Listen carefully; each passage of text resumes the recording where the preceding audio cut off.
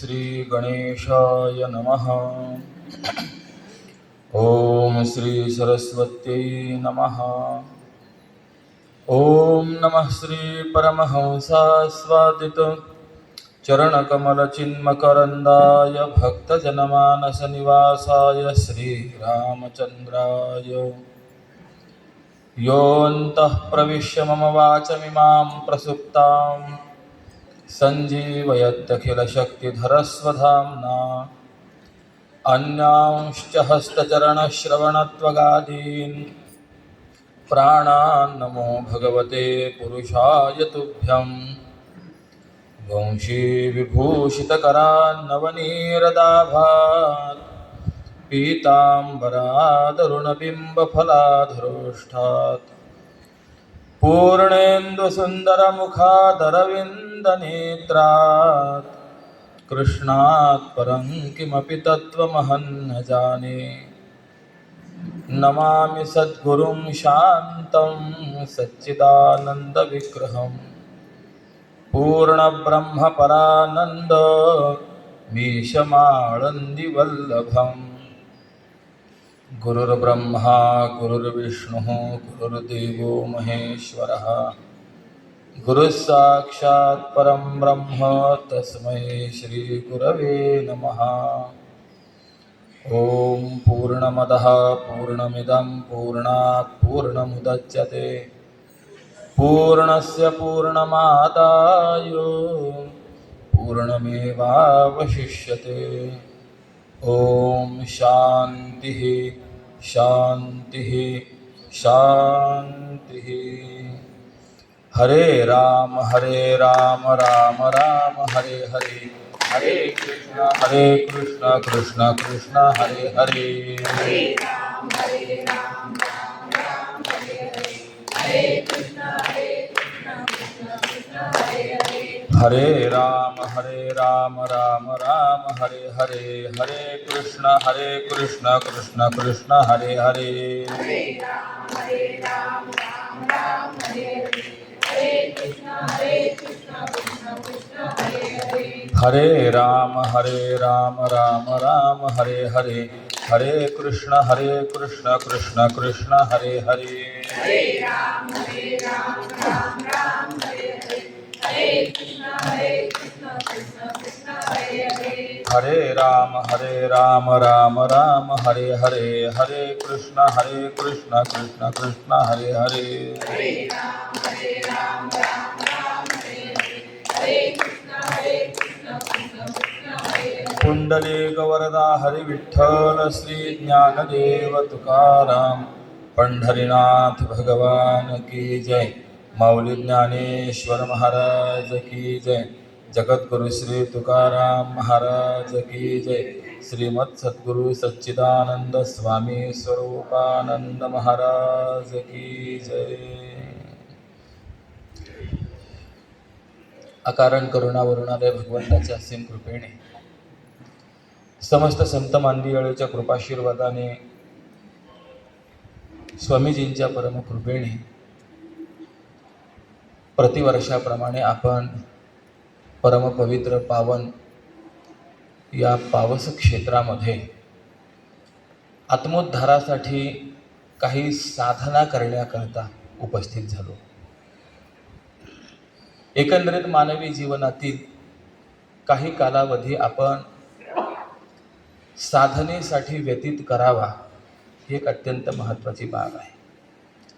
प्रातस्मरणीय परमपूज्य अभिनव शुकाचार्य ब्रह्मीभूत गुरुवर्य श्री डोंगरेजी महाराज यांची ही प्रणाली होती।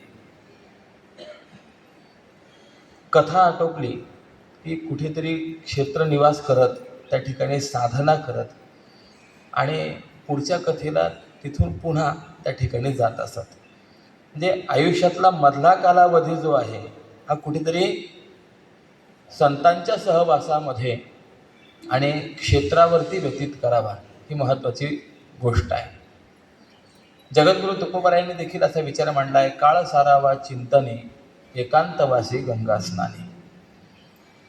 देवाच्या पूजने प्रदक्षिणा तुळशीच्या, आणि या नियमाला अनुसरून या पद्धतीला अनुसरून आपल्या दैनंदिन व्यवहारामधून थोडंसं बाजूला होऊन कुठेतरी आत्मचिंतनाकडे प्रवृत्त होण्याकरता म्हणून आपण आपलं सर्व घरदार सोडून इथपर्यंत आलेलो आहोत. सकाळच्या सत्रामध्ये ग्रंथराज भगवती ज्ञानेश्वरीचं पारायण आहे, स्वामीजींचं दर्शन आहे, चिंतन आहे. याबरोबर अपराह्न कालावधीमध्ये काही चिंतन घडावं या दृष्टिकोनातून आपण या प्रवचनांचं आयोजन करतो आहे. चालू वर्षी या प्रवचनांच्या माध्यमातून ज्ञानेश्वरीतील कर्मयोग या संबंधाने काही आपल्याला चिंतन करायचं आहे. गतवर्षी आपण भक्तियोगाचा विचार करून आलेलो होतो. चालू वर्षी आपण कर्मयोगाचा विचार करणार आहोत. कर्मयोग हा अत्यंत एक महत्त्वाचा भाग आहे, किंबहुना मानवी जीवनातील ते एक अविभाज्य अंग आहे. आपण भक्तीचा विचार करतो, कर्माचा विचार करतो, ज्ञानाचा विचार करतो, योगाचा विचार करतो. अशी भगवत प्राप्तीचे अनेक साधनं आपण विचारामध्ये घेतो. पण त्या सर्वांचा आधार जर काही असेल तर तो कर्मयोग आहे. कारण की मी असं म्हणेन, कदाचित ज्ञानी नाही असा व्यक्ती आपल्याला दाखवता येईल, हा ज्ञानी नाही आहे. एखादा योगाच्या मार्गाने जाणारा नाही आहे, योग साधना न करणारा असा मनुष्य आपल्याला दाखवता येईल, हरकत नाही आहे. जरी ज्ञानोबांनी असं म्हटलेलं आहे, देखे मनुष्यजात सकळ हे स्वभावतःची भजनशीळ, पण तरी सुद्धा मी धारिष्ट्य करून असं कदाचित म्हणेन की जो भक्ती प्रवण नाही आहे, आयुष्यामध्ये काही भगवंताचं भजन वगैरे करत नाही, असाही कदाचित एखादा व्यक्ती आपल्याला दाखवता येईल. परंतु कर्म करत नाही असा व्यक्ती दाखवा बरं, नाही, शक्य नाही आहे. किंबहुना बऱ्याच वेळेला असंही होतं, आपण दूरवाणीद्वारे संभाषणाला प्रवृत्त झालो, प्रश्न विचारतो, काय चाललंय, काय करत आहात. पुढचा मनुष्य उत्तर देतो, काही करत नाही आहे. मला विचारायचं आहे, ज्या वेळेला मनुष्य म्हणतो काही करत नाही आहे, त्याही वेळेला त्याच्याकडनं कर्म चालूच आहे की नाही आहे. कर्माचा विचार करत असताना 4 प्रकारच्या कर्मांचं चिंतन आहे. प्रारब्ध कर्म आहे, क्रियमान कर्म आहे, संचित कर्म आहे, आणि याच्यातला एक सूक्ष्म भेद आहे, जायमान कर्म आहे. संचित म्हणजे काय आहे? जे आपण पूर्वी कर्म केलेली आहेत आणि त्यांचा जो साठा आपल्या कर्माशयामध्ये राहिलेला आहे त्याला संचित कर्म असं म्हणायचं आहे. प्रारब्ध कर्म कोणतं आहे? त्या साठ्यापैकी जे जी कर्म आपलं फलभोग देण्याकरता प्रवृत्त झालेले आहेत, तिथे कर्म जे आहेत त्याला प्रारब्ध कर्म असं म्हणतात. ज्या कर्माचा भोग आरंभ झालेला आहे, फळाला आरंभ झालेला आहे. तिसरं कर्म सांगितलं जातं ते क्रियमान कर्म आहे. क्रियमान म्हणजे काय आहे?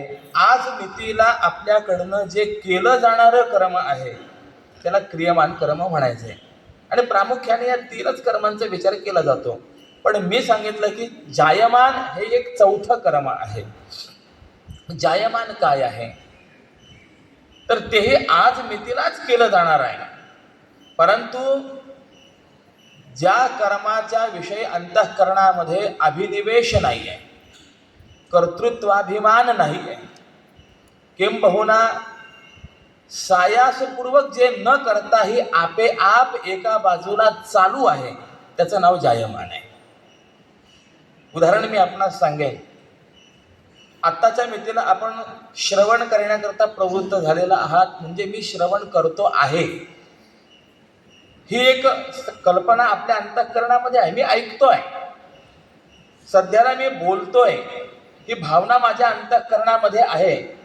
म्हणजे श्रवण आणि प्रवचन या क्रियेच्या कर्तृत्वाची जाणीव आपल्या ठिकाणी आहे, तो अभिमान आपल्या ठिकाणी आहे. होय, मी बोलतोय, मी ऐकतोय, पण मला विचारायचं आहे, मी बोलत असताना, आपण ऐकत असताना एका बाजूला श्वास प्रश्वास प्रक्रिया ही चालू आहे की नाही आहे?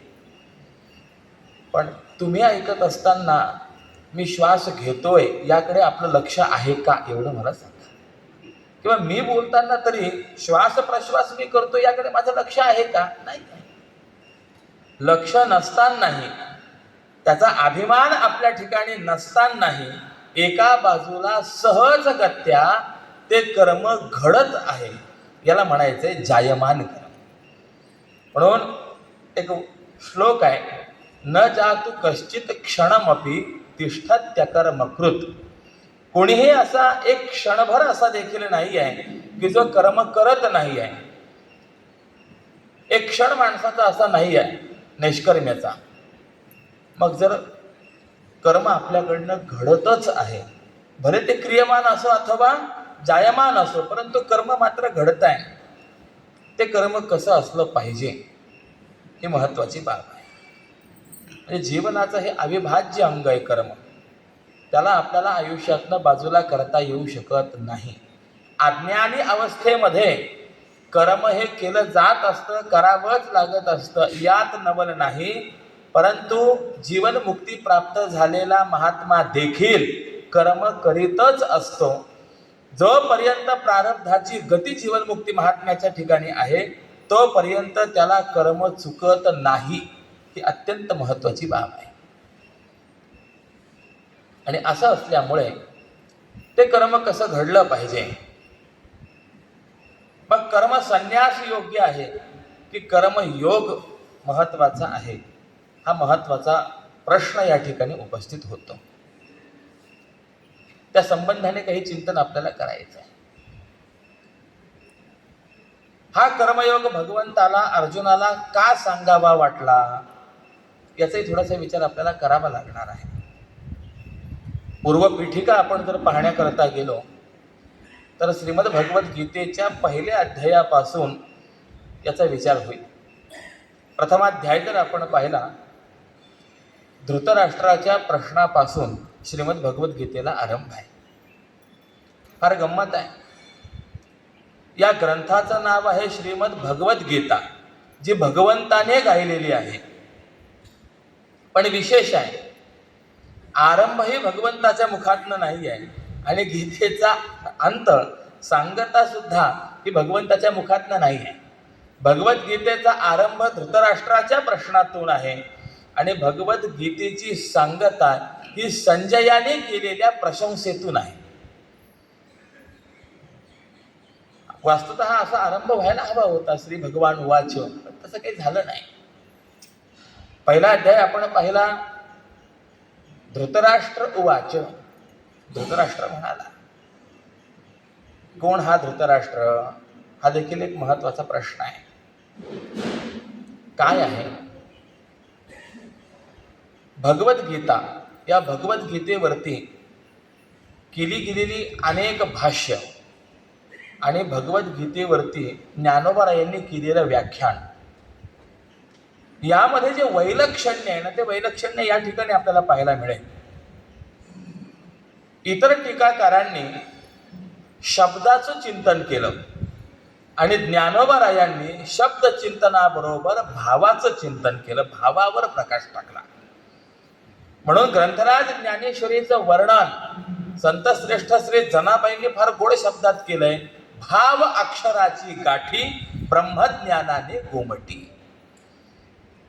ही ज्ञानेश्वरी म्हणजे काय आहे, तर 3 प्रकाराने याचा विचार करता येईल.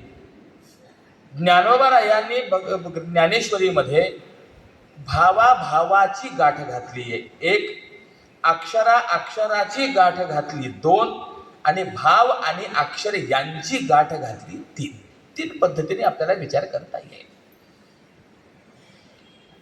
जगद्गुरु शंकराचार्य हे निश्चितच मोठे आहेत. ज्ञानोबारायांनी सुद्धा त्यांचा विचार मांडलेला आहे. भाष्यकारा ते वाट पुसतो, ज्ञानोबाराय स्वतः बोलतात, गोष्ट मान्य आहे. परंतु ज्ञानोबारायांची ज्ञानेश्वरी पाहिल्यानंतर आचार्य देखील म्हणाले असतील की मला हेच सांगायचं होतं परंतु मला सांगता आलं नाही. हे ज्ञानोबारायांचं वैशिष्ट्य आहे. आचार्यांनी पहिल्या अध्यायावरती व्याख्यान केलेलं नाही आहे. भगवद्गीतेच्या आरंभी उपोद्घात भाष्य लिहिलंय आणि तदनंतर शब्दशः चिंतन करीत पुढे गेले. अशोच्यानन्व शोचस्त्वं प्रज्ञावादांश भाषसे हा भगवद्गीतेचा उपक्रम मानला जातो आणि इथून पुढे आचार्यांनी भाष्याला आरंभ केलाय. परंतु ज्ञानोबा मात्र अगदी धृतराष्ट्र उवाच या धृतराष्ट्रापासूनच आरंभ करतात. हा धृतराष्ट्र कोण? शब्दशः प्रथमोपस्थित अर्थ जर आपण पाहिला तर धृतम राष्ट्रम येन असंसत धृतराष्ट्र अशी धृतराष्ट्र शब्दाची व्याख्या आपल्याला पाहायला मिळते. दोन पक्ष आहेत. पांडवांचा जो पक्ष आहे तो धृतराष्ट्राचा आहे आणि कौरवांचा जो पक्ष आहे तो धृतराष्ट्राचा आहे. पांडवांचं हिरावल्या गेलेलं आहे आणि कौरवांनी हिरावून धारण केलेलं आहे. याचाच अर्थ असा आहे, दुसऱ्याचं हिरावून जो ते दाबून धरणारा असतो त्याचा पक्ष धृतराष्ट्राचा पक्ष असतो. मला हे सर्व याकरता सांगायचं आहे की इतर टीकाकारांनी जे पात्र आहेत त्या पात्रांकडे फक्त एक व्यक्तिमत्व म्हणून पाहिलं. परंतु ज्ञानोबारायांचं वैशिष्ट्य असं आहे, ज्ञानोबारायांनी त्या त्या पात्रांकडे फक्त व्यक्तिमत्व म्हणून न पाहता प्रवृत्ती म्हणून पाहिलेलं आहे. किंबहुना पुराण म्हणत असताना जी संकल्पना व्यासनारायणांना अपेक्षित आहे ती संकल्पना पूर्णतः आपल्या वाङ्मयामध्ये अभिव्यक्त केलेलं व्यक्तिमत्व म्हणजे सद्गुरू श्री ज्ञानेश्वर महाराज आहेत. पुराण म्हणजे काय? पुराण शब्दाची व्याख्या करताना असं केलेलं आहे, पुरा अपि नवम इति पुराण. घडलेलं आहे पूर्वी परंतु आजही ते तितकंच नवीन आहे. आपल्या आजूबाजूला आपल्याला ते पाहायला मिळेल अशी संरचना आहे म्हणून त्याला पुराण म्हटले गेले नाही. थोडा विचार करा, या धृतराष्ट्र पदाचा ज्ञानोबारायांनी किती बहारीने विचार मांडलेला आहे. ज्ञानोबारायांना प्रश्न विचारा, अहो भगवद्गीतेचा आरंभ ज्याच्या मुखातनं होणार आहे सामान्य नाही आहे तो कोण आहे जरा आम्हाला समजावून सांगा. ज्ञानोबाराय सांगतात, पुत्री पुत्रस्नेहे मोहितू धृतराष्ट्र असे पुसतू. हे पुत्रस्नेहे मोहितू हे जे व्याख्यान आहे हे आजपर्यंत भगवद्गीतेवरती केलेल्या व्याख्यानामध्ये सर्वात विलक्षण व्याख्यान आहे. ही धृतराष्ट्राची खरी असलेली व्याख्या आपल्याला पाहायला मिळेल. ही प्रवृत्ती आहे. दुर्योधन धृतराष्ट्र या दोघांचा फक्त आपण विचार करा. मी आपणासमोर एक वेगळा विचार आज मांडणार आहे. दुर्योधनाच्याही अंतःकरणामध्ये राज्याची अभिलाषा आहे आणि धृतराष्ट्राच्याही अंतःकरणामध्ये राज्याची अभिलाषा आहे. पण दोघात फरक आहे. दुर्योधन स्पष्ट वक्ता, मला राज्य हवं आहे, ते राज्य मी पांडवांना देणार नाही आणि जर पांडवांना राज्य अपेक्षित असेल त्यांनी पुरुषार्थ गाजवावा, आमच्याशी युद्ध करावं आणि बाहुबलाने ते राज्य त्यांनी आमच्याकडनं घ्यावं तर त्यांना राज्य देईल, अन्यथा सुईच्या टोकावर बसेल. एवढं सुद्धा मी त्यांना काही देणार नाही. अगदी बोलून स्पष्ट आहे. पण धृतराष्ट्राचा जर विचार केला तर धृतराष्ट्राच्या अंतःकरणामध्ये राज्य मिळावं ही अपेक्षा आहे, मान्य आहे. परंतु तोंडावर बोलत असताना मात्र धृतराष्ट्र तसं बोलत नाही. म्हणजे याचा अर्थ असा आहे, धृतराष्ट्राचं वागणं वेगळं आहे आणि धृतराष्ट्राच्या मनामध्ये जे चाललेलं आहे ते वेगळं आहे. आणि म्हणून मला असं वाटतं व्यवहारामध्ये असं वेगळं बोलणारा आणि मनात वेगळं ठेवणाऱ्या धृतराष्ट्रापेक्षा स्पष्ट वक्ता दुर्योधन चांगला, कमीत कमी धोका तरी होत नाही. आता ह्या दोन प्रवृत्ती आपण पाहिल्या की नाही, दुर्योधनाच्या आणि धृतराष्ट्राच्या. आता ह्याच प्रवृत्तींचा थोडासा जर विचार केला तर आता मला प्रश्न विचारायचा आहे, धृतराष्ट्र पूर्वी होऊन गेला, दुर्योधन पूर्वी होऊन गेला, की प्रवृत्तीच्या दृष्टिकोनातून आपण जर पाहायला लागलो तर आजही आपल्या अवतीभोवती आजूबाजूला असे अनेक धृतराष्ट्र दुर्योधन आपल्याला पाहायला सापडतील. अवतीभोवती आजही आपल्याला पाहायला मिळतील. किंबहुना पुत्रस्नेहामध्ये जो आंधळा झालेला आहे असा जो कोणी दिसेल, माऊलींना प्रश्न विचारा, त्याला आम्ही उपमा कुणाची द्यायची तरी पुत्रस्नेहे मोहितू धृतराष्ट्र असे पुसतू. माऊली समजून सांगतील की त्याला धृतराष्ट्र म्हणा. किती विलक्षण व्याख्यान आहे. या धृतराष्ट्राने पहिल्याच श्लोकामध्ये प्रश्न विचारला, धर्मक्षेत्रे कुरुक्षेत्रे समवेता युयुत्सवः मामका पांडवाश्चैव किम कुरुवत संजय. संजया, या धर्मक्षेत्र असलेल्या कुरुक्षेत्रावरती युद्धाकरता म्हणून आलेले माझे म्हणजे दुर्योधनाधिक. आता प्रश्न विचारायचा आहे, पंडूचे जे अपत्य होते, जे पांडव आहेत, ते धृतराष्ट्राचेच आहेत की नाही आहेत? तसं जर पाहायला गेलं तर हे एकच कुरुकुल आहे. पण एकच कुरुकुल असताना सुद्धा धृतराष्ट्राला पुढे पांडवा हा असं म्हणावं वाटलं ज्ञानोबा यांना. हेच सर्वात मोठं खटकलं की अरे ते तुझेच आहेत ना, पण आपलेच असताना केवळ राज्याकरता, स्वार्थापोटी, सत्तेकरता, संपत्तीकरता आपल्याला आपलं न मांडणं ही भूमिका ज्याची आहे तो धृतराष्ट्र आहे. आणि अर्थात धृतराष्ट्राच्या अंतःकरणामध्ये ममत्व आहे, ही गोष्ट आपल्याला मान्य करावी लागेल. आता मला थोडंसं अर्जुनाकडे यायचं आहे. अर्जुनाच्या अंतःकरणामध्ये ममत्व नाही काय? आहेच आहे. आणि अर्जुनाच्या अंतःकरणामध्ये ममत्व असल्यामुळेच अर्जुनाने आपल्या अंतःकरणातली भूमिका संबंध पहिला अध्याय भगवंतासमोर व्यक्त केली आहे. दोनही सैन्य समोरासमोर उभे राहिलेले आहेत आणि अशा परिस्थितीमध्ये अर्जुनाने भगवंताला सांगितलंय, देवा तुम्ही सारथी आहात, त्यामुळे एक कार्य करा, सेनयोर उभयोर मध्ये रथम स्थापयमेच्युत. उभय सैन्याच्या मध्यभागी माझा रथ नेऊन उभा करा. का? यावदेता निरीक्षेहम. जे युद्ध करण्याकरता म्हणून या ठिकाणी आलेले आहेत. कोण कोण युद्धाकरता आलेला आहे मला पाहायचं आहे.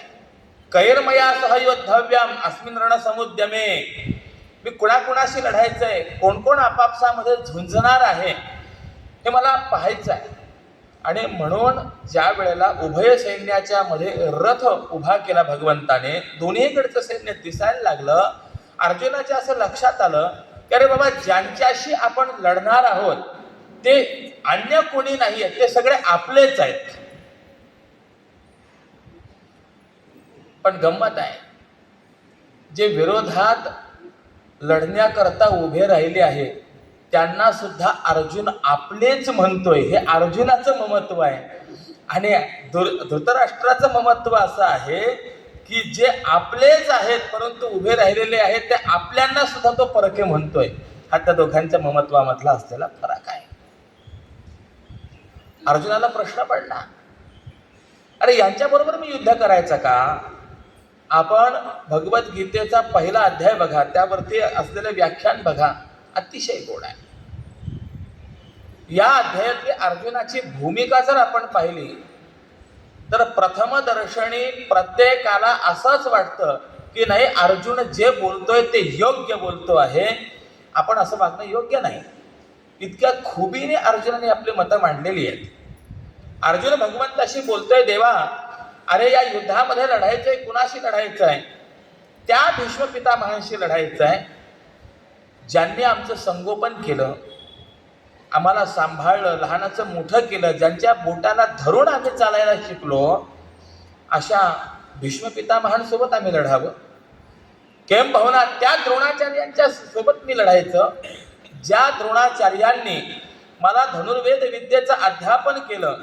केम भावना, अर्जुन स्वतःचं वर्णन करत असताना म्हणतो, पार्थ द्रोणाचा केला.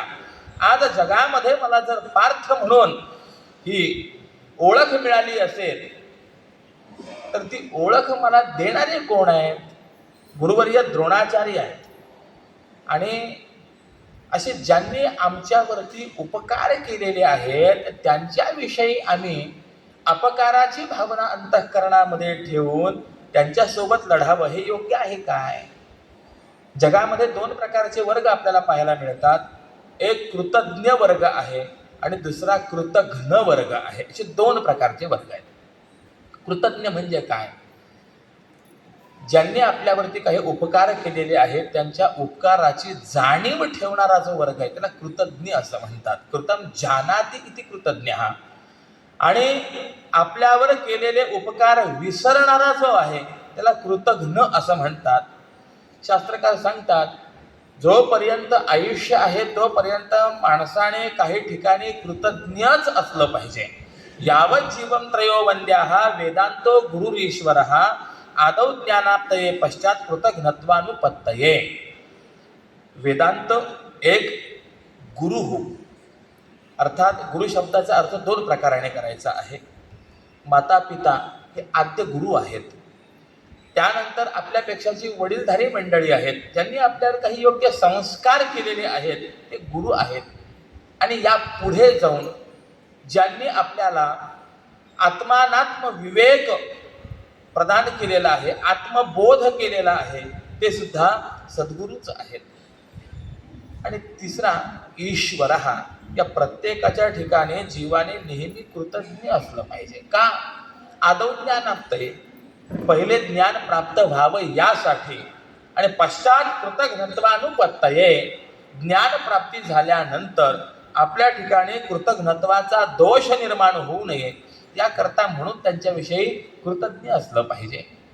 किंबहुना महाभारतामध्ये असं चिंतन आलेलं आहे.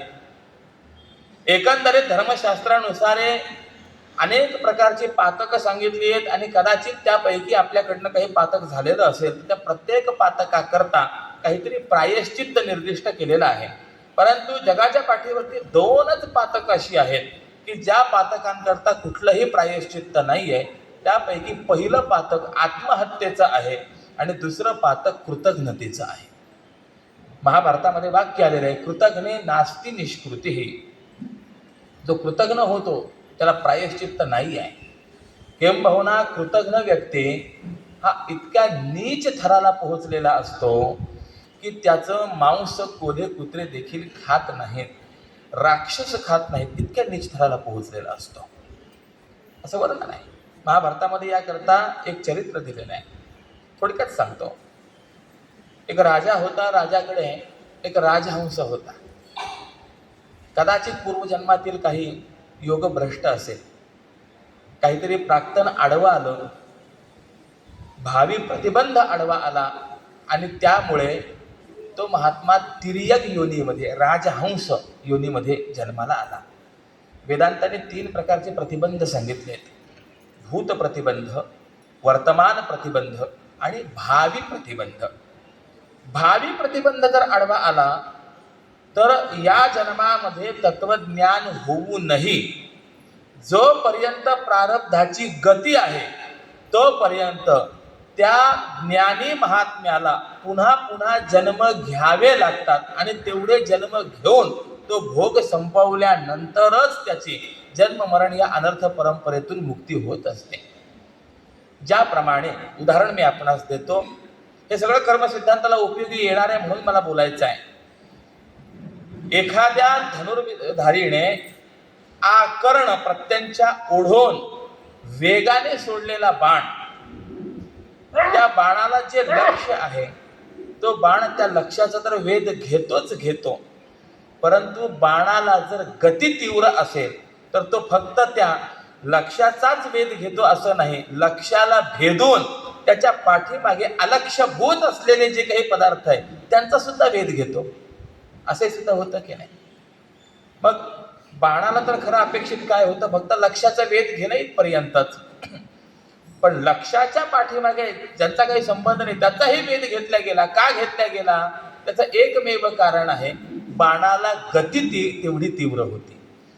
त्याप्रमाणे प्रारब्ध जर तीव्र गतिमान असेल आणि भावी प्रतिबंध जर असतील तर या जन्मामध्ये तत्वज्ञान होऊनही त्या महात्म्याला पुढे काही जन्म घ्यावे लागतात. वामदेवांना 3 जन्म घ्यावे लागले.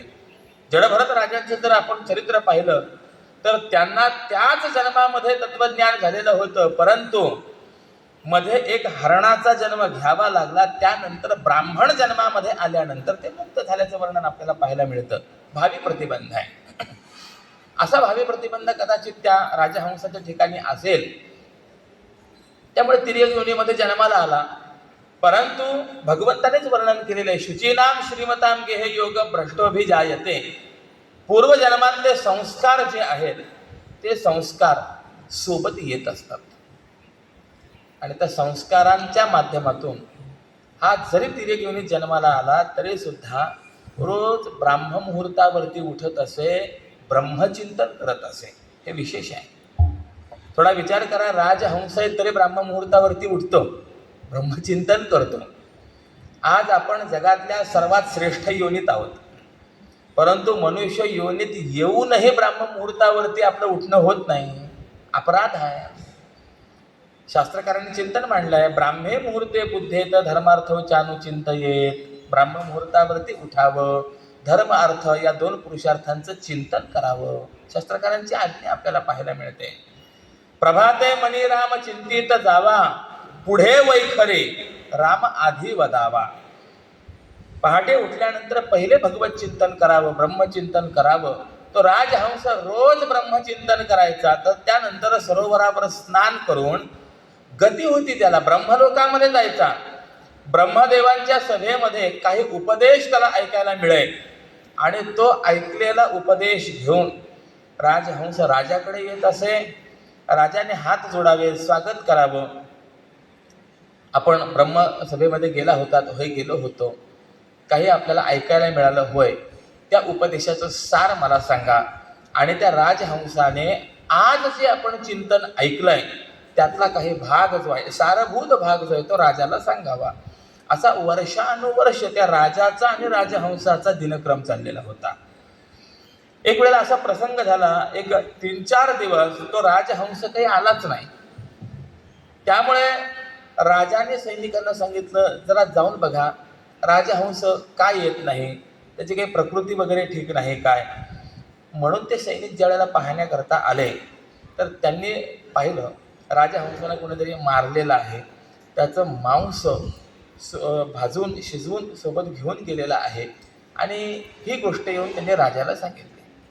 राजाने सांगितलं, एक काम करा, चौकशी करा, शोध घ्या, कुणी मारलं, का मारलं. शोध घेत असताना एक प्रवासी त्या सैनिकांना हाती लागला. त्याला आणून राजासमोर उभं केलं. राजाने प्रश्न विचारला, राजहंसाला तू मारलंस? त्याने सांगितलं, होय, मी मारलाय. राजहंसाने तुला काही अपाय केला? त्याने सांगितलं, नाही, अपाय काही नाही केला. असं असताना राजहंसाला तू मारलंस, का मारलंस? त्याने सांगितलं की राजहंसाने मला सहकार्य केलं होतं. काय सहकार्य केलं त्याचं वर्णन त्यांनी केलं आहे, महाभारतामध्ये चिंतन आहे. त्याने सांगितलं, मी दुपारच्या वेळेला थकलेला कुठेतरी विश्रांती घ्यावी याकरता म्हणून एका झाडाखाली आलो, पहुडलो, परंतु उन्हाची तिरीप त्या झाडाच्या पानांमधून माझ्या चेहऱ्यावरती येत असल्याने झोप लागेना. आणि त्याच झाडावरती तो राजहंस राहत होता. राजहंसाने विचार केला, आपण ज्या झाडावर राहतोय त्या झाडाच्या आश्रयाला हा प्रवासी आला, म्हणजे जणू काही आपल्याकडे तो अतिथी आलेला आहे. आणि शास्त्रकारांनी अतिथी हा देवता समान मानलेला आहे. अतिथी देवो भव ही आपली भारतीय संस्कृती आहे. आणि असं असल्यामुळे अतिथी सत्कार करण्याकरता म्हणून राजहंसाने आपले दोन्ही पंख पसरले, माझ्या चेहऱ्यावरती सावली केली. परिणाम स्वरूपामध्ये मला चांगली झोप लागली, विश्रांती झाली. सायंकाळी साधारणतः या 1-5च्या दरम्याने मी उठून पुढच्या प्रवासाला निघणारच एवढ्यामध्ये तो राजहंस खाली आला. मनुष्यवाणीने त्यांनी मला सांगितलं की आपण पुढच्या प्रवासाला जात आहात, परंतु पुढचा प्रवास खडतर आहे. अनेक हिंस्र श्वापदांचा त्या ठिकाणी प्रत्यवाय आहे. तुम्हाला भूक लागली तर पुढच्या प्रवासामध्ये तुम्हाला काही खाण्याकरता मिळण्याची शक्यता नाही. याकरता तुम्ही आज या ठिकाणी मुक्काम करा आणि उद्याला आपण पुढच्या प्रवासाला प्रवृत्त व्हा. हे ऐकलं, मी थांबलो. राजहंसाने मला काही फळं खाण्याकरता आणून दिली. सांगितलं, फळं आणून देऊ शकत होतो, तुम्हाला पाणी मी आणून देऊ शकत नाही. जवळ एक सरोवर आहे, सरोवरापर्यंत मी तुम्हाला घेऊन जातो, आपण पाणी प्या. राजहंस मला सरोवरापर्यंत घेऊन गेला, पाणी प्यायलो. राजहंसाने सांगितलं मला की काही पानं घ्या, त्याचा द्रोण तयार करा. रात्रीच्या वेळेला तुम्हाला तहान लागली तर पुन्हा आपल्याला सरोवरापर्यंत येता येणार नाही, पाणी सोबत घेऊन जा. याकरता म्हणून मी पाणीही सोबत घेऊन आलो. आणि अशा रीतीने रात्र आमची एका ठिकाणी गेली. दुसऱ्या दिवशी ज्या वेळेला मला पुढच्या प्रवासाला जायचं आहे, मी मनात विचार केला, राजहंसाने काय सांगितलं की पुढच्या प्रवासामध्ये आपल्याला खाण्याकरता काही मिळणार नाही. व्यवहारामध्ये आपल्याकडे एक म्हण आहे, भूक नसावी पण शिदोरी असावी, सोबत काहीतरी असलं पाहिजे. आणि काय सोबत आपण घ्यावं याचा विचार करताना ज्या राजहंसाने मला सहकार्य केलं मी त्याच राजहंसाला मारलं आणि त्याचं मांस शिदोरी म्हणून सोबत घेऊन पुढे गेलो. असा एकंदरीत प्रकार झाला.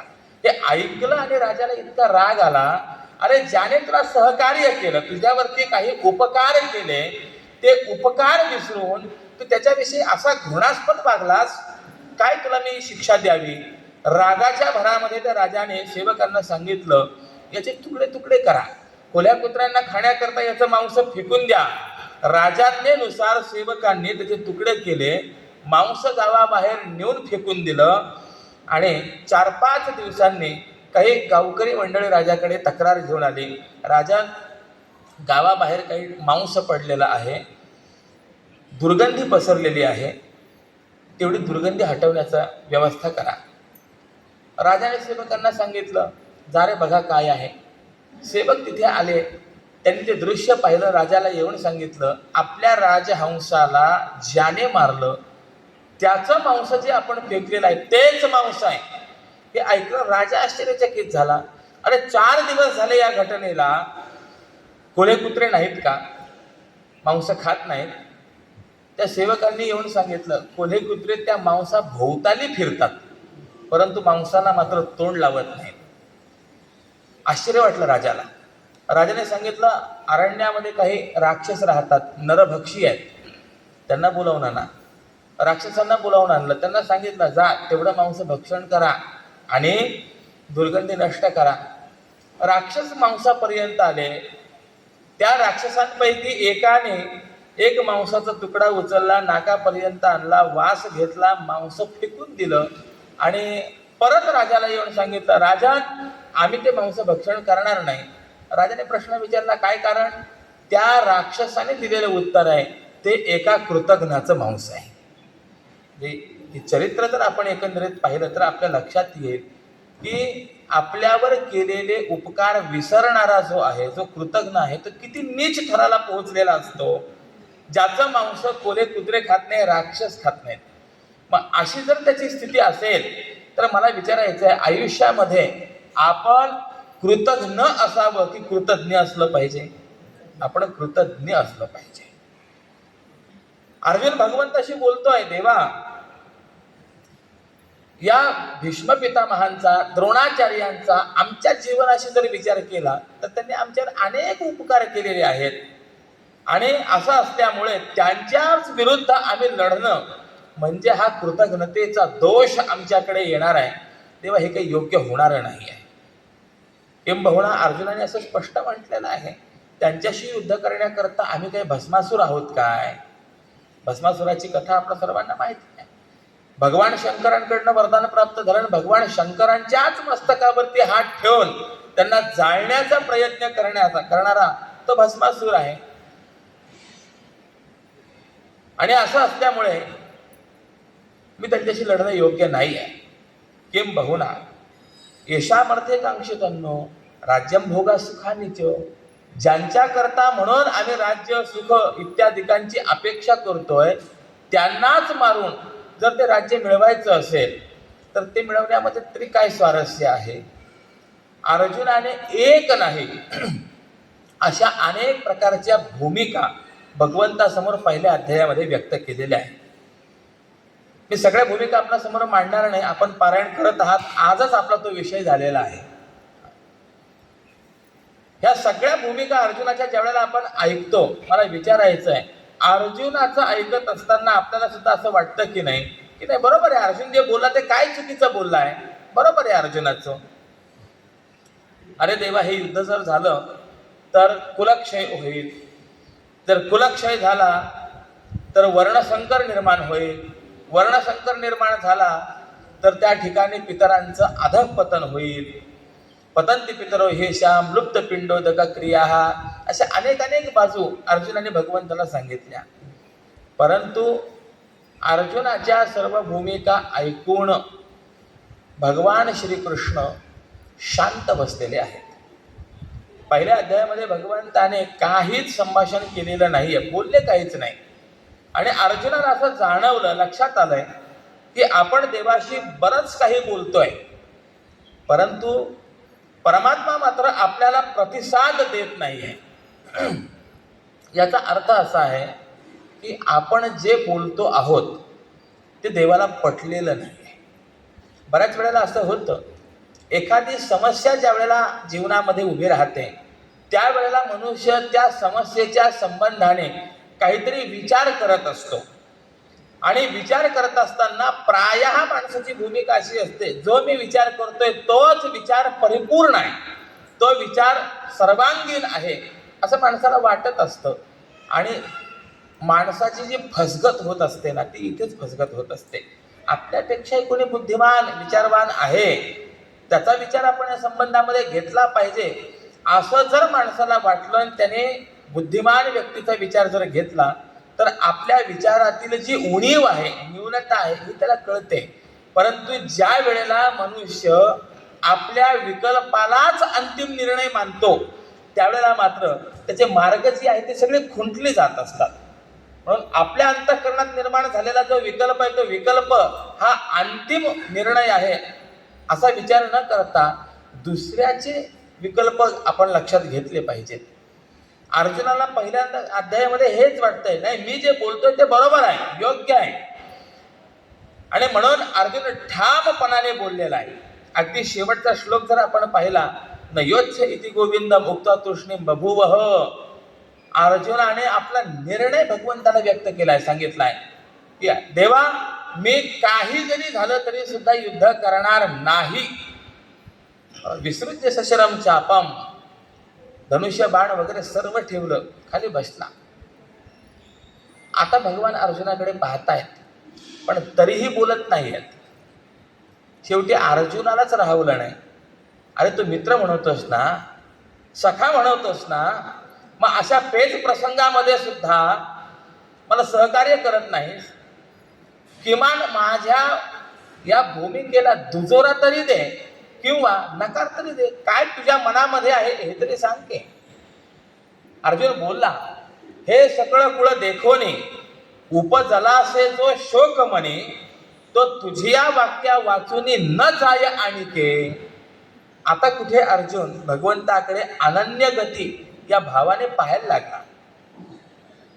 अरे या पेच प्रसंगामध्ये माझ्या अंतःकरणामध्ये हे संपूर्ण कुळ देखून, परिवार पाहून जो शोक निर्माण झालेला आहे ना देवा, आता माझी अशी ठाम भूमिका आहे, माझा निश्चय आहे की तो निर्माण झालेला शोक तुझिया वाक्या वाचूनी न जाय आणिके.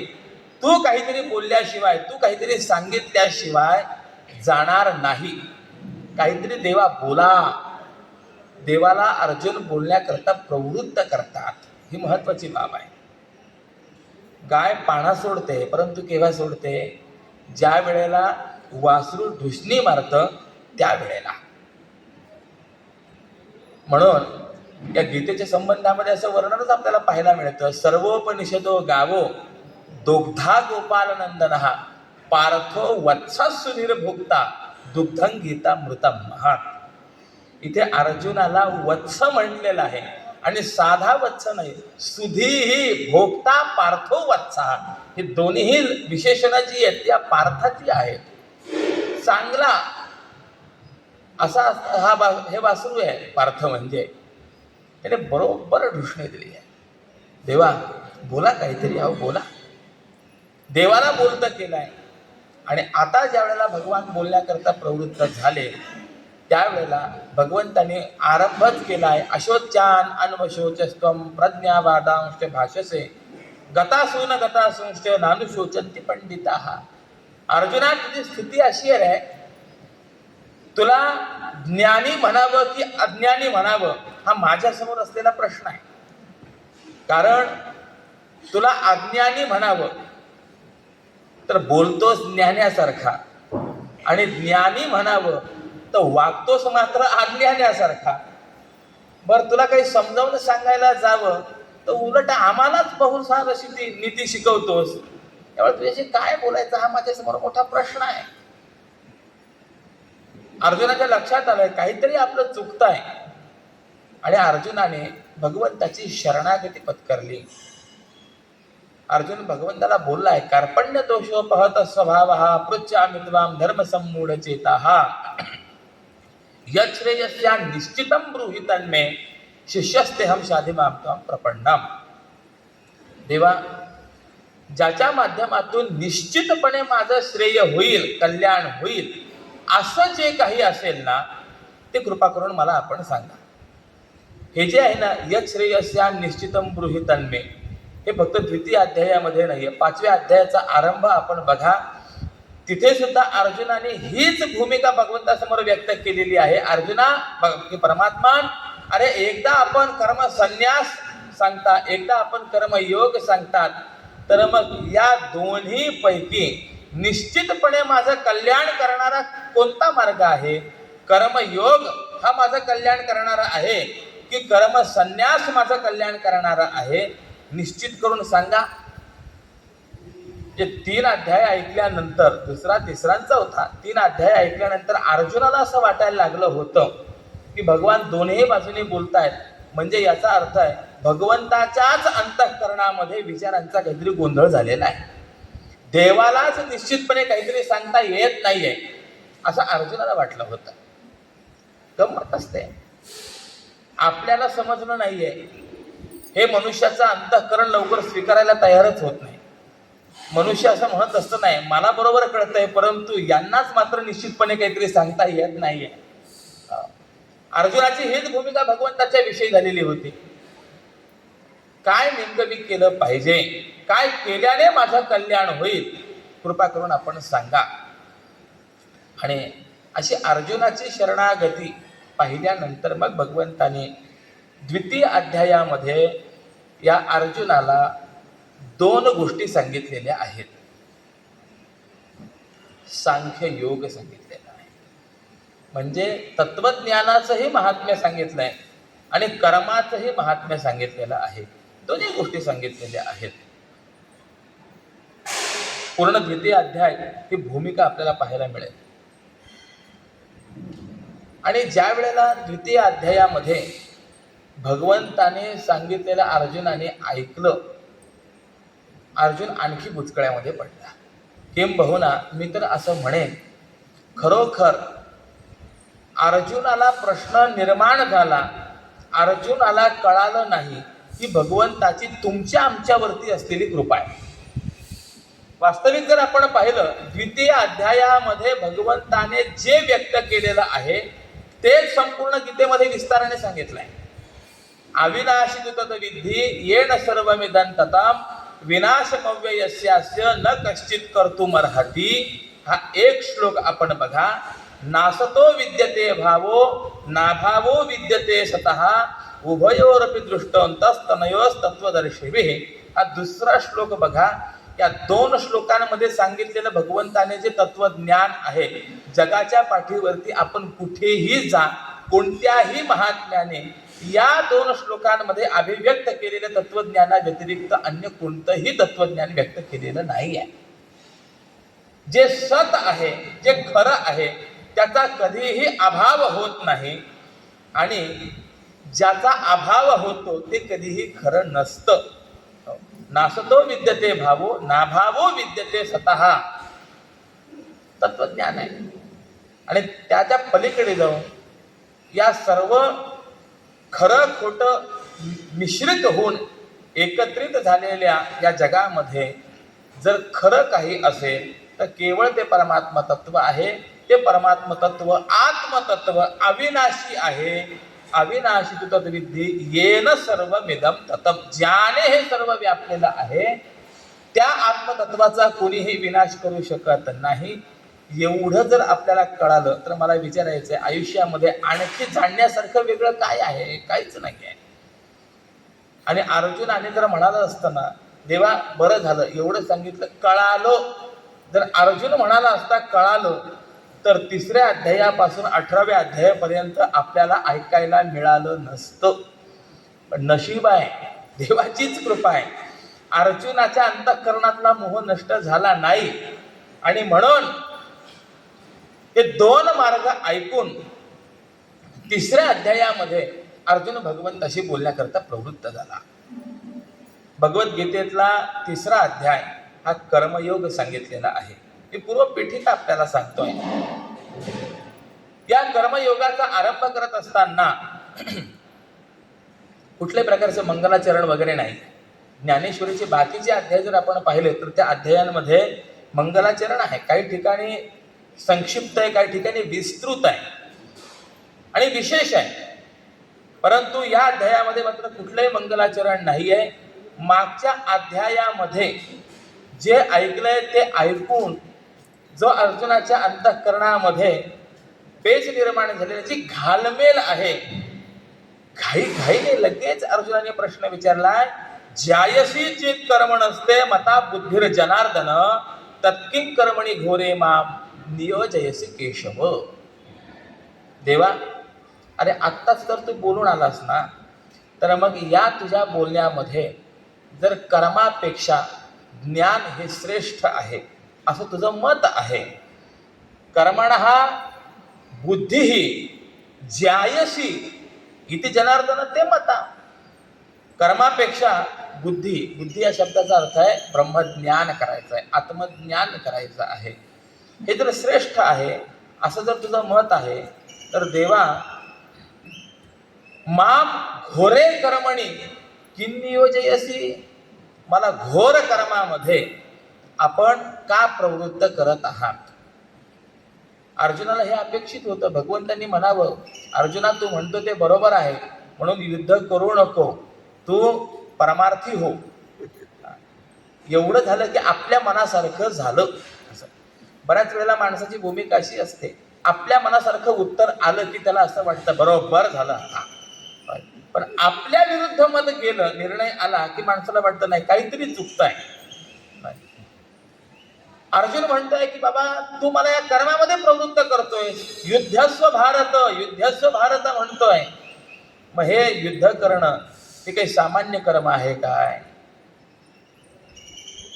हे घोर कर्म आहे. स्वामीजींनी याचं चिंतन मांडलंय. ऐका मग पार्थ केशवाते बोले, देवा सांगितले तुवा जे का, ते तुझे भाषण ऐकिले मी चांग, आता माझं सांग रमाकांता. एक शब्द महत्वाचा आहे. देवा आतापर्यंत तू जे काही बोललास ना ते मी ऐकलंय. पण स्वामीजींनी जे खुबी दिली आहे बरं का, एक शब्द फार सुंदर वापरलाय, चांग शब्द वापरलाय.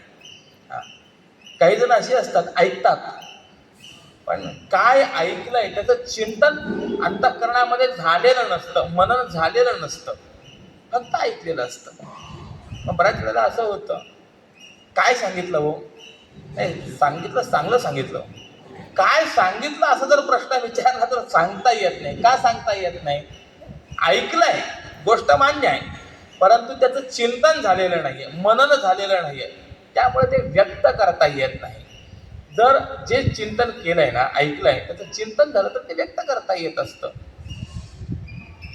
चांगलं ऐकलं गेलं पाहिजे. चांगलं ऐकणं म्हणजे काय आहे? सर्वांगाचे कान करून ऐकणं आहे, आणि जे कानाने ऐकलं आहे ते हृदयापर्यंत जाणं म्हणजे चांगलं ऐकणं आहे. आपण नेहमी ऐकतो, एका राजाकडे एक मूर्तिकार आला, अगदी समान असलेल्या 3 मूर्ती घेऊन आला आणि त्याने सांगितलं, आजपर्यंत अनेक देशांमध्ये फिरलोय, परंतु या मूर्तींचं योग्य मूल्य अजूनही कुणाला करता आलं नाही आहे, जरा आपण कराल काय? राजाने सांगितलं, पाहतो. धातू पाहिला, वजन पाहिलं, सगळ्या गोष्टी पाहिल्या, आकार वगैरे पाहिले, सगळ्या गोष्टी समान, पण ते उत्तर देता येईना. प्रधानजी मात्र बुद्धिमान होते, त्यांनी पाहिलं मूर्तींच्या ठिकाणी काही ठिकाणी छिद्र आहे, म्हणून त्यांनी तांब्याची तार घेतली आणि एक एक मूर्तीच्या ठिकाणी जिथे जिथे छिद्र दिसत आहेत तिथनं ती तार टाकली. एका मूर्तीच्या एका कानातून ती तार जी घातली ती दुसऱ्या कानातनं बाहेर आली. दुसरी मूर्ती अशी होती, तिच्या कानातनं घातलेली तार जी आहे ही मुखावाटे बाहेर आली, आणि तिसरी मूर्ती मात्र अशी होती, कानातनं घातलेली तार ही पोटामध्ये गेली. आणि त्या प्रधानाने सांगितलं, राजेसाहेब ज्या मूर्तीच्या एका कानातून घातलेली तार दुसऱ्या कानातून बाहेर येते ती मूर्ती फक्त 1000 रुपयाची आहे. बरं, ज्या मूर्तीच्या कानातनं घातलेली तार ही मुखावाटे बाहेर येते ती मूर्ती 1,00,000 रुपयाची आहे. आणि ज्या मूर्तीच्या कानातनं घातलेली तार ही पोटामध्ये जाते ती मात्र अमूल्य आहे. मला विचारायचं आहे, यातील भाव काय आहे? एवढाच भाव आहे. या कानाने ऐकलं, या कानाने सोडून जर दिलं असेल तर त्या श्रवणाला किंमत नाही आहे. आपल्याकडे पद्धती अशी आहे, प्रवचन ऐकायला आपण येऊन बसलो की नमस्कार करतो आणि ऐकतो, आणि प्रवचन झाल्यानंतर सुद्धा हात जोडतो, नमस्कार करतो, मग आपला आसन सोडतो. एकाने मला प्रश्न विचारला, महाराज प्रवचन झाल्यानंतरही आम्ही नमस्कार करतो, का करतो माहिती आहे का? म्हणजे तुम्ही करता, तुम्हाला माहिती असणार. त्यांनी सांगितलं काय नाही, 2 तास जेवढं ऐकलं ते सगळं तुमचं तुम्हाला, त्याच्याकरता म्हणून आम्ही नमस्कार करतो. मला विचारायचं, असं जर श्रवण असेल तर चांग असं म्हणता येईल का? हो, चांग म्हणता येत नाही. काही मंडळी अशी आहेत, ऐकते, गोष्ट मान्य आहे, परंतु ऐकलेल्या गोष्टीचा उपयोग आपल्या जीवनामध्ये आचरणात आणण्याकरता न करता फक्त दुसऱ्यांना सांगण्याकरता करतात. मग त्यांनी केलेलं जे श्रवण आहे ते श्रवण सुद्धा चांग या शब्दाला न्याय देणारं होत नाही. परंतु जे ऐकलंय ते ऐकलेलं आपल्या जीवनामध्ये जर आपण बाणवलं तर ते श्रवण चांगलं आहे. प्रातस्मरणीय गुरुवर्य श्री डोंगरेजी महाराज नेहमी सांगायचे, भागवत सुनने का विषय नाही आहे, भागवत तो जीने का विषय आहे, असं म्हणायचे. याचा अर्थ असा आहे, भागवत असो, गीता असो, ज्ञानेश्वरी असो, जे आपण ऐकतोय ते फक्त आपण ऐकायचं नाहीये, तर त्याप्रमाणे वागायचं आहे, ते आपल्या जीवनामध्ये उतरायचं आहे. ज्ञानेश्वरी जगायला शिकायचं आहे, जगता आलं पाहिजे. जन्मांतरे भवेत पुण्यम तदा भागवतम लभेत. जन्म जन्मांतराची पुण्य सामग्री ज्या वेळेला उदयाला येईल त्या वेळेला आपल्याला गाथा ज्ञानेश्वरी भागवत हे जगायला मिळेल. ही महत्वाची बाब आहे, जगता आलं पाहिजे. आणि असं जगण्याकरता जे ऐकणं आहे ना ते चांगलं ऐकणं आहे. अर्जुनाला देवाचं ऐकून त्याप्रमाणे जगायचं होतं, आचरण करायचं होतं. आणि म्हणून अर्जुन भगवंताला, मी तुझं जे ऐकलंय ते कोणत्या भूमिकेतून ऐकलं आहे त्याची जाणीव सांग या शब्दातून करून देतो. हे स्वामीजींचं वैशिष्ट्य आहे. ते तुझे भाषण ऐकिले मी सांग, आता मज सांग रमाकांता. पण आता तुम्हाला याच्या पुढे सांग, पाहता निष्कर्ष कर्म आणि कर्ता नुरेची तत्वता आत्मरूपी. जर सार पाहिलं, तात्पर्य जर आपण पाहायला गेलो तर तत्वज्ञानाच्या भूमिकेमध्ये द्वैतच शिल्लक नसल्यामुळे कर्म आणि कर्ता ही गोष्टच संभवनीय नाही, नुरेची ही शिल्लक राहत नाही. कारण की कर्म आहे, कर्म करणारा कुणी आहे, तो कर्ता आणि कर्म दोन म्हणले की द्वैत त्या ठिकाणी आलं की नाही. पण तत्वज्ञानाचा जर आपण विचार केला तर सर्वम खलु इदम ब्रह्म, त्याच्या ठिकाणी तर कुठल्याही प्रकारचं कर्तृत्व नाहीच आहे. कर्तेपणाचा, कर्माचा विचारच करता येत नाही. आणि हेच तुम्हाला या अगोदर सांगितलंय, ऐसे तुझे मत निश्चित अनंता, असे तरी आता मज लागी. बघा अर्जुन कसा हुशार आहे. देवा, तत्वज्ञानाच्या भूमिकेमध्ये कर्म आणि कर्ता हे द्वैत राहत नाही. हे माझं मत नाही, हे मत कुणाचं आहे? तुझं मत आहे, हे तू बोलला आहेस देवा. ऐसे तुझे मत निश्चित अनंता. बर, संदिग्ध मत आहे असं नाही, तू ठामपणाने सांगितलेलं आहे. आणि मग असं जर असेल तर असं असताना म्हणसी का पार्था करी हा संग्राम, कासही आहे कर्म महाघोर. तुम्हाला असं का म्हणतोस की अरे अर्जुना हे कर्म कर बाबा. कोणतं कर्म कर? युद्धरूपी कर्म कर. बर, युद्धरूपी कर्म म्हणजे काही साधं कर्म आहे का? या कर्माकरता अर्जुनाने दिलेलं विशेषण आहे घोर. तत्किल कर्मणी घोरे मा. स्वामीजी म्हणतात महाघोर, अतिशय कठीण आहे. इथे प्रश्न आहे, कर्माला घोर हे विशेषण अर्जुनाने का द्यावं? त्याचं उत्तर आपल्याला देता येईल. कोणतंही कर्म झालं तर झालेलं कर्म हे भोगावंच लागतं. भोग भोगल्या वाचून त्या कर्माचा क्षय होत नसतो. हे कर्माचं वैशिष्ट्य आहे. अवश्यमेव भोक्तव्यम कृतं कर्म शुभाशुभम. चांगलं असेल अथवा वाईट असेल, परंतु जे कर्म आपण केलेलं आहे ते कर्म भोगावंच लागेल. भोगल्या वाचून कर्माचा क्षय होत नाही. प्रारब्ध कर्मणाम भोगात एव क्षयः. याकरता मी ज्ञानोबरायांचं एक प्रमाण आपणास सांगतो. कर्मे श्रीराम वनवासा गेला, कर्मे वियोगे दशरथ मेला, कर्मे रावण क्षयो पावला, वियोग घडला सीता देवी. ज्ञानोबरायांचा एक अभंग आहे, परियेसी गवारा सादर. या अभंगामध्ये ज्ञानोबरायांनी फार मोठी यादी दिलेली आहे. कर्म कसं घोर आहे, कर्म कसं आपल्याला चुकवता येत नाही, याचं वर्णन या अभंगामध्ये आहे. आणि सगळी जी उदाहरणं आहेत ती मोठ्यांची उदाहरणं आहेत. मी जे चरण आपल्यासमोर मांडलंय, याच चरणामध्ये प्रभू रामचंद्रांच्या संबंधामध्ये विचार मांडलेला आहे. रामरायांना सुद्धा वनवासाचं दुःख भोगावं लागलं. रामरायाला जानकी मातेचा विरह सहन करावा लागला. रामरायांना वानरांचं सहकार्य घ्यावं लागलं. का घ्यावं लागलं? त्याचं कारण माऊलीने सांगितलेलं आहे. प्राक्तन कर्म आहे, घोर कर्म आहे. एवढा फक्त एक मुद्दा मांडून आज मी थांबणार आहे. पुढे उद्या विचार करूया. कर्मे श्रीराम वनवासा गेला. थोडा विचार करा. मर्यादा पुरुषोत्तम प्रभू श्री रामचंद्र हा साक्षात परमात्मा आहे, याविषयी कुणाचं काही दुमत नाही आहे.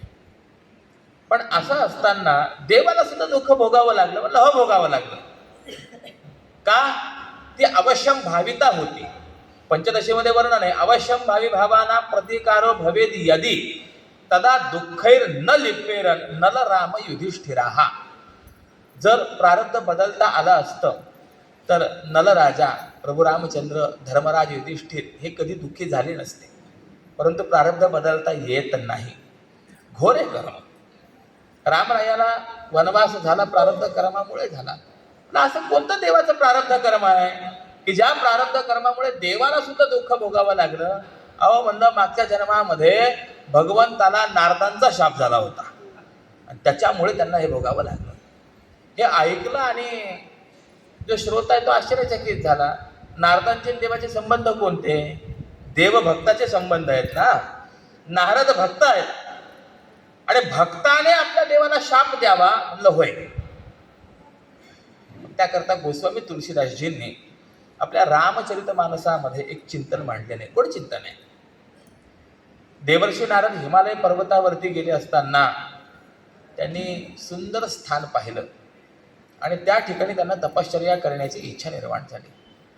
मी आजच्या प्रवचनाला आरंभ करत असताना बोललो आहे, काळ सारावा चिंतने. आयुष्यातला काळ हा कुठेतरी साधनेकरता घालवला पाहिजे. पावस या दृष्टिकोनातून मला आवडतं. इथे असलेली शांतता, शिस्त, अनेक गोष्टी आहेत. इथे असलेला मनःप्रसाद, या भूमीमध्ये आल्यानंतर अंतःकरण प्रसन्न होतं, स्थिर होतं.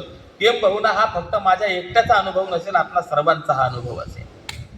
स्वामीजींच्या चरणी आल्यानंतर विसरावं लागत नाही.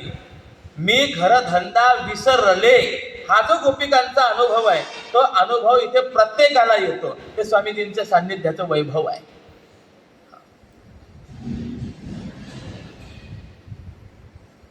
देवर्षी नारद अशाच ठिकाणी, त्या स्थानाचं वैशिष्ट्य असं की पूर्वी त्या ठिकाणी भगवान शंकरांनी तपश्चर्या केलेली होती. ते स्थान, त्या स्थानावरती घडलेले जे काही सत्परिणाम आहेत, सत्कर्म आहेत, त्यामुळे त्या ठिकाणी नारदांनाही तीच उर्मी निर्माण झाली की आपण या ठिकाणी साधना करावी. प्रवृत्त झाले तपश्चर्या करण्याकरता आणि देवराज इंद्र भयभीत झाले. अरे नारद तपश्चर्या करताय, कदाचित आपलं इंद्रपद जाण्याची शक्यता आहे. आणि म्हणून कामदेवाला पाचारण केलं. आजपर्यंत अनेकांच्या तपश्चर्येत विघ्न निर्माण केलेलं आहे, माझं हित केलंयस, कल्याण केलेलं आहेस, नारदांची तपश्चर्या भग्न करायची आहे. कामदेवाने सांगितलं जातो, काही हरकत नाही. कामदेव सैन्यासह गेले, नारदांवरती पुष्कळ प्रयत्न केले, परंतु परिणाम मात्र काही झाला नाही. शेवटी नारदांसमोर हात जोडून उभे राहिले. महाराज, माझं वैशिष्ट्य असं आहे, जगती जयिनो यस्य विशिखा, हा पुष्पदंताचार्याने शिवमहिम्न स्तोत्रात वर्णन केलेलं आहे. आज तागायत जगामध्ये ज्याच्याशी माझं युद्ध झालेलं आहे, प्रत्येकावर मी विजय संपादन केलेला आहे, परंतु धन्य आहात आपण मला पराभूत केलं. मी माझा पराभव मान्य करतो, स्वीकारतो, येतो मी. आणि नारदांना अभिमान निर्माण झाला, आपण कामविजयी झालो, ही महत्वाची बाब आहे. म्हणून नामदेवरायांनी तर देवाकडे इतकी गोड प्रार्थना केली आहे, जे माझे भगवत भक्त आहेत ना, भाविक आहेत, त्यांच्या ठिकाणी अभिमान निर्माण तर होऊ देऊ नका देवा, परंतु अहंकाराचा वारा न लागो राजसा. माझ्या विष्णुदासा भाविकांशी त्या अहंकाराचा, अभिमानाचा वारा सुद्धा त्यांना लागू देऊ नकोस, ही भगवंताकडे प्रार्थना आहे. नारदांना वाटलं तपश्चर्या करायची, कुठपर्यंत करायची, विकारांवर विजय मिळत नाही तोपर्यंत. आज कामावरती विजय मिळवला, संपलं. आणि देवर्षी नारद तिथनं उठले, ब्रह्मदेवाकडे गेले. वडिलांना सांगितलं, बाबा आज फार मोठी उपलब्धी आयुष्यामध्ये करून आलोय. काय झालं बाळा? तुम्हाला जे जमलं नाही ते मी करून आलोय. बघा अभिमान कसा असतो. मला जमलं नाही, होय, कामावर विजय संपादन करणं तुम्हाला जमलं नाही. नाथ महाराजांनी उल्लेख केलाय, वेदार्थाचा गोवा कन्या अभिलाष तुमच्या आयुष्यात घडला, मी कामावर विजय मिळवला. ब्रह्मदेवाने अभिनंदन केलं, नारदा तुझा मला सारखा अभिमान आहे. अरे मुलगा असावा तर असा असावा, वडिलांपेक्षा एक पाऊल पुढे, फक्त चांगल्या गोष्टीत एवढं लक्षात ठेवावं, हे महत्वाचं आहे. आणि पण तुझ्या कल्याणाकरता एक गोष्ट सांगतो. काय सांगता? कदाचित भगवान शंकरांकडे गेलात ना, तर त्यांना ही गोष्ट सांगू नका. कारण आज तागायत कामदेवावर विजय मिळवलेलं व्यक्तिमत्व म्हणून केवळ भगवान शंकरांचं नाव आहे. एडका मदन तो केवळ पंचानन. नारद म्हणाले ठीक आहे, पण काही मुलं अशी असतात जे करू नको म्हटलं ते मुद्दाम म्हणून करतात. देवर्षी नारद तिथनं उठले, भगवान शंकरांकडे गेले. भगवान शंकरांना सगळं सांगितलं. भगवान शंकरांनी सुद्धा अभिनंदन केलं. चला चांगली गोष्ट आहे, आमच्या यादीमध्ये तुमचं एक नाव आलं, चांगली गोष्ट आहे. पण एक विनंती आहे, कदाचित वैकुंठामध्ये जर गेलात तर भगवान महाविष्णूंना मात्र ही गोष्ट सांगू नका. देवर्षी नारद विचार करायला लागले. ब्रह्मदेव म्हणतात भगवान शंकरांना सांगू नका, भगवान शंकर म्हणतात महाविष्णूंना सांगू नका. चालेल म्हणाले, काही हरकत नाही. आणि निघाले तिथून. भगवान शंकरांच्या लक्षात आलं, एकंदरीत त्यांचा हावभाव पाहिला तर हे ऐकणाऱ्यातले नाही आहेत. म्हणून 2 रुद्रगणांना सांगितलं, लांबून यांच्यावर लक्ष ठेवायचं, काय काय करतात मला फक्त कळालं पाहिजे. चालेल म्हणाले. देवर्षी नारद तिथनं जे उठले ते वैकुंठातच आले. आता इतर वेळेला ज्यावेळेस येत असत त्यावेळेला विनम्र भावनेने येत असत, पण आता मात्र विजयी होते ना, म्हणून जरा वेगळ्या भूमिकेतून आलेले. पण देवाला काही सांगण्याची आवश्यकता आहे का? देवाने ताडलं आणि देवानेच उठून नारदांना नमस्कार केला. वा वा नारदा, या या या. अहो आपल्यासारख्या महात्म्यांचं दर्शन म्हणजे आमचं फार मोठं भाग्य आहे. भगवंताने स्तुती केली, नारद अजून अभिमान वाढला. आणि बोलता बोलता देवाने प्रश्न विचारला, नारदा अहो जवळपास वर्ष झालं हो, आला नव्हता, वर्षभरानंतर दर्शन दिलं, काय कुठे अटकला होता? आता भगवान शंकरांनी सांगितलं होतं सांगू नका बरं का, पण नारदांना कुठे राहवत आहे?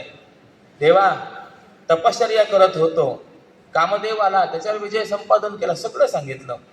भगवंताने आणखी स्तुती केली आणि नारदांना सांगितलं, अधूनमधून आम्हाला दर्शन देण्याकरता येत जा.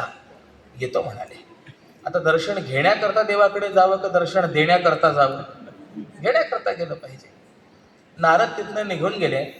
माता महालक्ष्मी भगवंताला भेटल्या. देवा, आज नारद आले, परंतु नारदांमध्ये थोडा बदल जाणवला. भगवान म्हणाले, होय, त्यांच्यात बदल झालाय.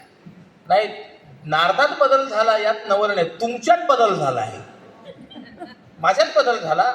होय, असा आहे, पतीतला बदल पत्नीला कळतो. देवा, तुमचं ब्रीद असं आहे, भक्ताच्या ठिकाणचा अभिमान घालवून त्याला निरभिमान करणं. आज तुम्ही तर नारदांचा अभिमान वाढेल अशा पद्धतीने वागलात. भगवंतांनी सांगितलं, होय, कारण की त्यांचा अभिमान घालवायचा आहे म्हणूनच मी हे केलंय. असं होय. देवर्षी नारद तिथनं निघाले. फिरता फिरता एक ठिकाणी आले आणि येऊन पाहिलं तर एक नवीन नगर बसलेलं होतं. विचार करायला लागले, अरे हे आपण आजपर्यंत कधी पाहिलं नाही. आपण तपश्चर्या करत असताना कदाचित बसलेलं असेल त्या कालावधीमध्ये. नगरात गेले. जाऊन पाहिलं, नगर शृंगारलेलं होतं. एकाला प्रश्न विचारला, कुणाचं नगर? शीलनिधी नावाचं राजाचं नगर. नगरी शृंगारलेली? होय, आम्हाला राजाला एकुलती एक राजकन्या आहे, विश्वमोहिनी, तिचं स्वयंवर आहे म्हणून नगरी शृंगारलेली आहे. ऐकलं आणि देवर्षी नारद राजाला भेटण्याकरता गेले. राजाने स्वागत केलं, पाद्यपूजा झाली. बोलता बोलता राजा म्हणाला, नारदा, अहो, शेवटी मी बाप आहे, त्यामुळे मुलीला स्थळ कसं मिळेल याविषयी माझ्या अंतःकरणामध्ये चिंता असणं स्वाभाविक आहे. आपण ज्योतिषशास्त्रामध्ये तज्ज्ञ आहात, जरा सांगाल काय की माझ्या मुलीला पती कसा मिळेल? नारद म्हणाले, बोलवा, हात पाहतो सांगतो.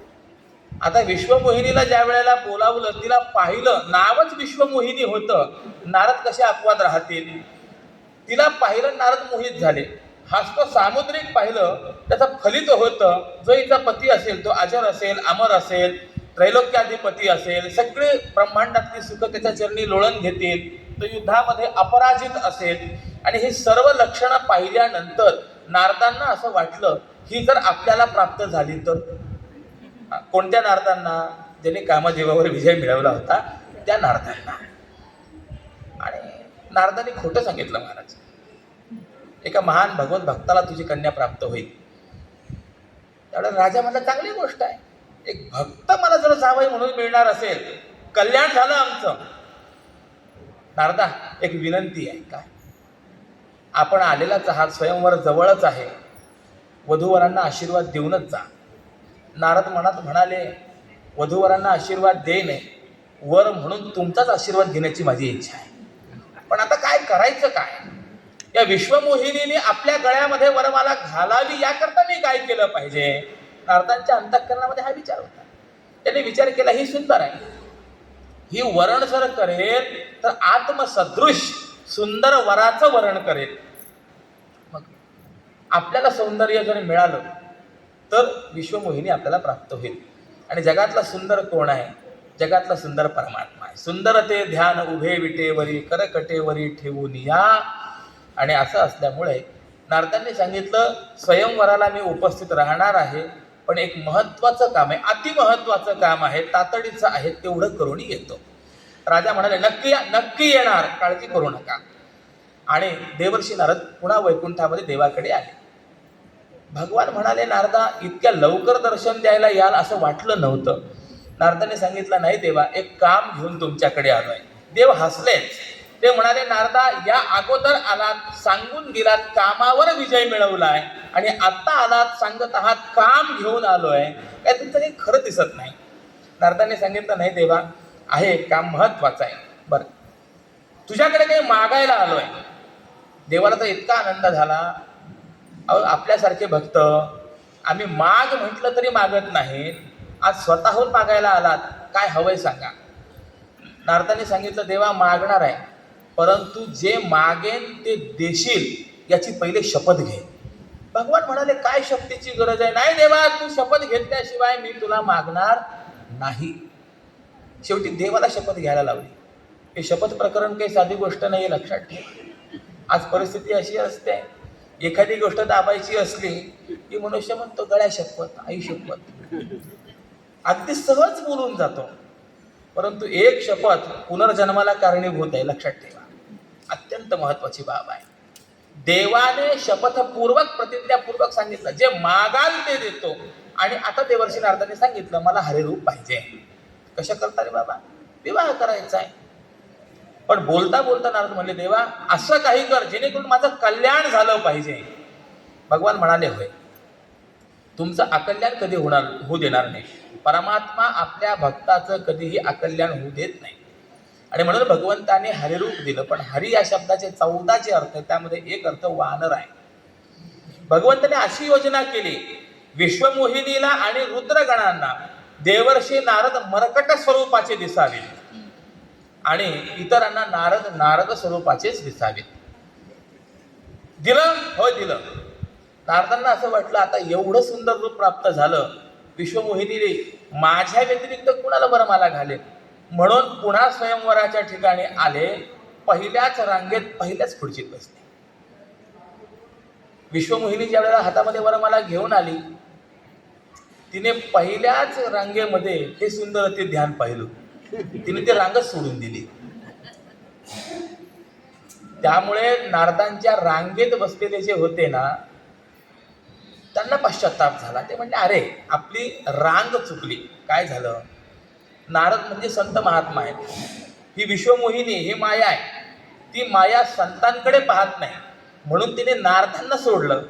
परंतु आपण नारदांच्या रांगेत बसलो, त्यामुळे तिला असं वाटलं ही सुद्धा संतांचीच रांग आहे, म्हणून तिने आपल्याला पण सोडलं.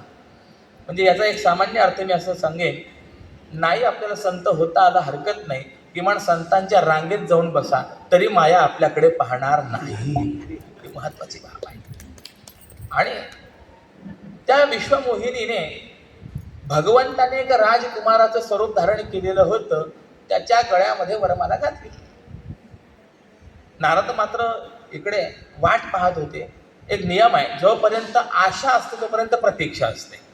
आशा संपली की प्रतीक्षा समाप्त होत असते. आता प्रतीक्षा संपली, नारदांना वाईट वाटलं. आणि रुद्रगण जे होते ते नारदांची ती अवस्था पाहून गालातले गालात स्मित हसले. नारदांना लक्षात आलं हा आपलाच उपहास आहे. काय हसता? नाही म्हटलं तुम्हाला मिळाली नाही म्हणून हसतोय. तिला काय कळतं? तिला काय कळतं ते माहिती नाही, परंतु तुम्ही आपलं रूप पाहिलं का? हे ऐकल्याबरोबर नारदांना जाणवलं काहीतरी गडबड झालेली आहे. कमंडलूतल्या पाण्यामध्ये आपलं स्वरूप पाहिलं, ते मरकट स्वरूप, वानराचं स्वरूप. इतका संताप झाला नारदांचा. अरे हरिरूप म्हणून मला हे वानर स्वरूप दिलं काय? पाहतो देवाकडे. आणि म्हणून देवर्षी नारद त्या स्वयंवरापासून पुन्हा वैकुंठात जाण्याकरता निघाले.